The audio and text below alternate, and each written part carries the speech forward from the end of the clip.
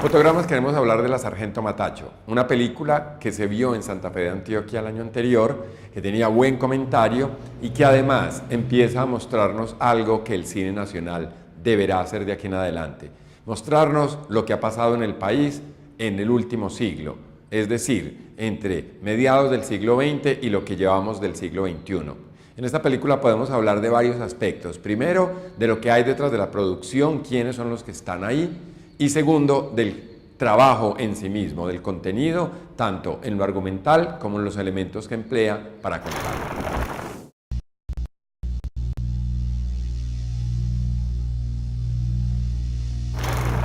William González es un director caleño que se formó en la Universidad del Valle. Ha trabajado con Sergio Cabrera antes como asistente de dirección, trabajó mucho en televisión, pero los datos que da Proimágenes es que él se fue a estudiar a México. Después de volver de México, entonces nos entrega este trabajo que está soportado en una investigación muy seria de un autor literario que es Pedro Claver Trelles, y este señor escritor ha trabajado la violencia con profundidad. De manera que el relato que se dice es el primer relato sobre una mujer que está en las filas de la insurgencia y de las guerrillas que nacen como efecto de la muerte de Jorge Eliezer Gaitán. Es un relato que podría ser fehaciente. El relato que decide contar entonces William González está apoyado primero en el trabajo de producción de Alina Liep, que es una mujer que lleva mucho tiempo en la producción, es una caleña. También está un director de fotografía mexicano que ya había trabajado en películas como El Violín y que es compañero de escuela de William González. Tenemos también el trabajo de los sonidistas de toda la vida del cine colombiano, César Salazar en el trabajo de sonido directo y Miller Castro en la realización del sonido adicional.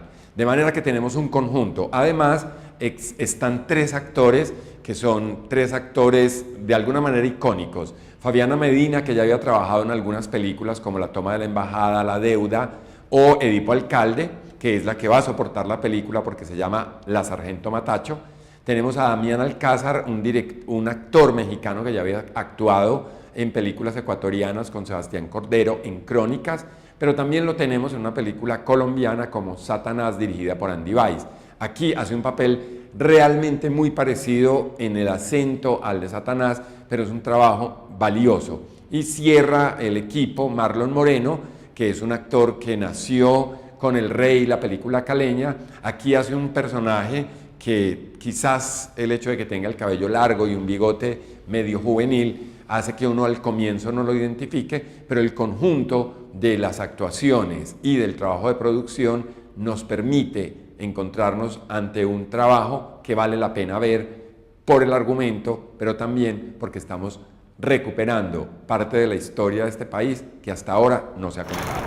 Sin ánimo de dañar el argumento de la película, hay que decir que el director tomó una decisión, y no sé si hace parte del ejercicio de escritura inicial antes del guión cinematográfico, pero el personaje no está psicologizado. ¿Qué significa esto? La Sargento Matacho abre la película como una campesina común y silvestre que ya siente que la violencia se acerca, ve asesinar a su esposo y eso hace que tome todas las decisiones de ahí en adelante. Sin embargo, el director opta por una solución maravillosa, le quita la palabra. Es un personaje que no va a volver a hablar durante toda la película y no da razones, no explica, de manera que, como decía, no psicologiza el personaje. Y quizás, y esto puede ser desobligante, uno puede pensar que hay personajes que no tienen muchísimo mundo intelectual en el sentido de dar explicaciones, actúan más por una formación familiar, social, cercana, y en este caso lo que hace William González es trabajar este personaje de esta manera.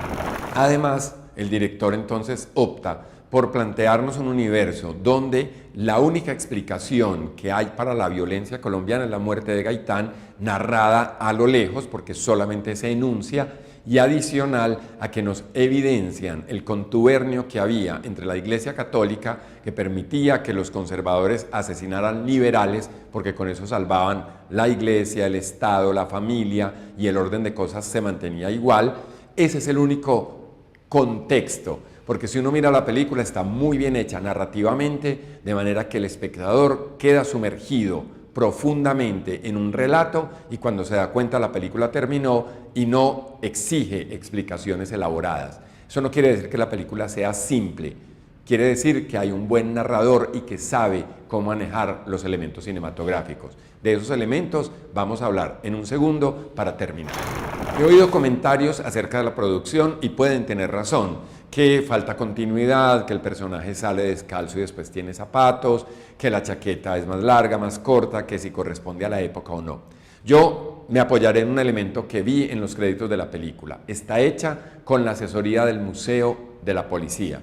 Eso quiere decir que hay cuidado en las armas, hay cuidado en los uniformes y también hay cuidado en ciertos detalles como el largo del cabello y elementos como el lenguaje que se usa para el momento histórico. Pero lo que llama poderosamente la atención es que hay un instante en que la película toma una tonalidad verdosa. Es un verde que puede corresponder fundamentalmente a la zona geográfica en la que transcurre. No nos dicen estrictamente que esto sea en una zona cálida o nos dan un dato determinado, pero uno podría plantearse por el origen del director y también por el origen de los pájaros que esto podría ser entre el norte del valle y quizás cerca del Huila o del Tolima. Esos elementos se ven perfectamente retratados en esa fotografía que además permite que los colores se bajen de tonalidad y nos encontremos en un universo de una paleta muy pastel, pero ese color pastel no tiene ni el extremo del rojo al amarillo o el azul, que podrían ser lo obvio para mostrar liberales y conservadores. Lo que hace este director es sacarnos al personaje del contexto, porque ya no está peleando por ser liberal o conservador, sino porque la situación histórica la empuja a terminar siendo lo que es. De manera que esos primeros elementos nos hacen que nos asociemos al personaje. Segundo elemento que es bien particular es que la música que se escribió para la película es una música grabada por la Sinfónica de Colombia, es una música que por momentos se acerca muchísimo al modelo más clásico, o sea, aquel que busca despertar emociones. Pero al final el conjunto de la película es muy sólido y uno podría recomendar esta película como un trabajo, primero, que nos habla de la historia desconocida de la violencia colombiana. Segundo, nos muestra unas actuaciones que son fuertes, sobre todo la protagonista. Tercero, que tenemos un narrador que si sigue como empezó, podríamos tener mejores películas que nos narren la situación del conflicto colombiano. De nuevo, lo invitamos a que se suscriba en nuestro canal en YouTube, nos siga en Facebook y nos deje sus comentarios.